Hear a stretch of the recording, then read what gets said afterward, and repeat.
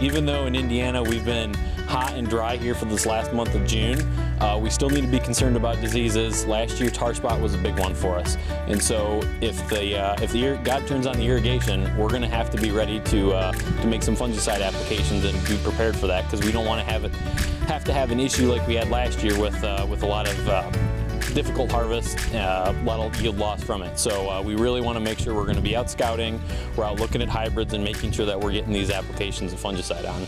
A corn plant itself is it's like a solar panel. So it's taking in sunlight, it's turning it into energy, and it's turning that energy into grain.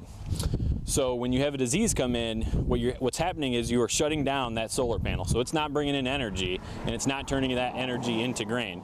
So that's where a lot of the yield loss is going to come. It's not necessarily from less ears or less kernels. What it is you're going to get a smaller kernel size when you're harvesting it. Today and over the next few weeks, we're going to be scouting for things like tar spot, gray leaf spot, and northern corn leaf blight, as we see that those are the three biggest diseases we've got in this area. Several years back when corn was $3, a lot of our fungicide applications were in that $30 range, so we had to have 10 bushels of corn roughly to break even. So it was a little harder to attain 10 bushels with just gray leaf spot and northern corn leaf blight. When we think about a year like this year, when commodity prices are decent and there's a lot of opportunity for a large ROI, we really want to be able to harvest the healthiest crop that we can. And to be able to do that, we really need to apply at least one application of fungicide to get the highest ROI that we can possibly get. With corn being worth around $7 a bushel this year, and a fungicide application being $35 roughly in cost, it's about a 5 bushel break even. So we try to look at economics and make smart decisions. The big thing we need to be looking out for is different sort of foliar lesions on the plant. So when you're out walking through the field, keep an eye out, look at your plant, and look if there's some funky lesions on the plant. Different diseases will have different types of lesions. So gray leaf spot will have kind of a small, squared, blocky looking lesion. Northern corn leaf blight is going to be more of a elongated, cigar shaped. And then tar spot is exactly what it sounds like. It looks like someone took a paintbrush with tar on it and then slapped it on the corn plant. So a bunch of little specks all over it. Some steps that a farmer should take once they see diseases is to immediately prepare a fungicide application plan if they have not already.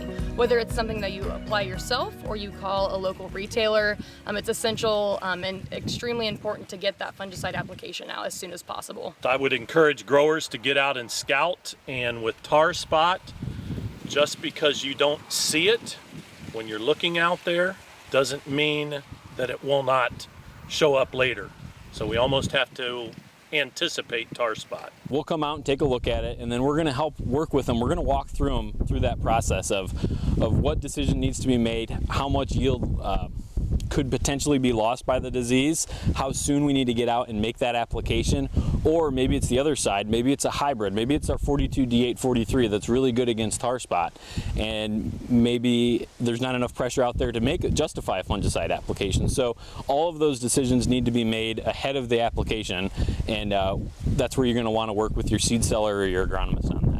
In the world where you have so many different options of fungicide, Bayer offers two really the Cadillac premier offerings at that tassel time frame. Delaro offers 2 modes of action, where Delaro Complete is Delaro plus a 3rd mode of action.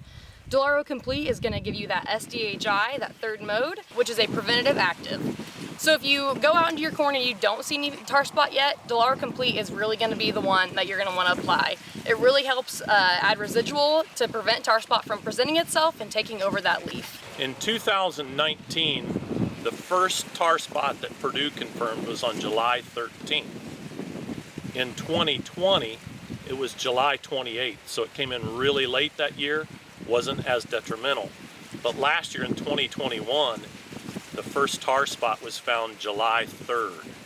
So it started out early. We had weather that was very conducive for infection, and ultimately we saw really big yield losses with tar spots. So I would suggest that the growers stay informed, know what's going on in their own fields, and know what's going on in the areas. I am based out of Indiana and Michigan, right in the middle of tar spot country. So for me, when I'm looking at new hybrids, which we have a number here in this plot, I'm going to look at how it's going to perform against different diseases like tar spot, and if it If it's performing very well, then that's one that we're going to be pushing heavily onto our customers because it has the protection they need to succeed on their farm.